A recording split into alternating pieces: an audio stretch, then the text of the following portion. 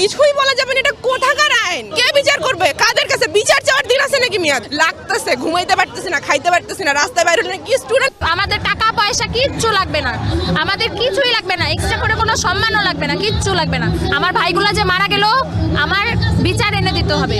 আমার ভাইটা মারা গেল 5 মাস, আমি এখন পর্যন্ত কোনো বিচার পাই নাই। আমরা চাচ্ছি এখন সরকারের একটা হচ্ছে শক্ত অবস্থান, মিনমিন অবস্থা থেকে বের হয়ে একদম শক্ত অবস্থান থাকতে হবে। শুধুমাত্র তৎকালীন যে স্বৈরাচার প্রধানমন্ত্রী শেখ হাসিনাই দোষী না, যারা বিন্দুমাত্র আমাদের আন্দোলনের বিপক্ষে অবস্থান নিয়েছিল প্রত্যেককে চিহ্নিত করে আইনের আওতায় আনতে হবে। অনেকে বলে আমি এখানে কেন আসছি, আমি তো আহত, আমি কেন আসছি। সব থেকে বড় কথা বাইরে ডাকছে তাই চলে আসছি। তুমি আমি আমরা এখন আলাদা না, আমরা এখন বাংলাদেশের মানুষ। আমরা কথা বলবো মাথা উঁচু করে, আমাদের কথা আমাদেরকে বলতে হবে, আমাদের অধিকার মতো আমরা কথা বলবো। That's it. এখানে এত এক্সট্রা কথা।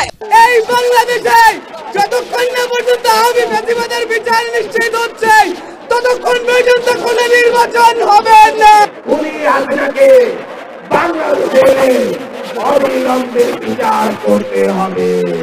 সেই সংবিধান আলেমদেরকে জঙ্গি বানিয়েছে, সেই সংবিধান বাংলাদেশে থাকতে পারে না। বাংলার জমিনে এই যে ট্রাইব্যুনাল নিশ্চিত করতে হবে।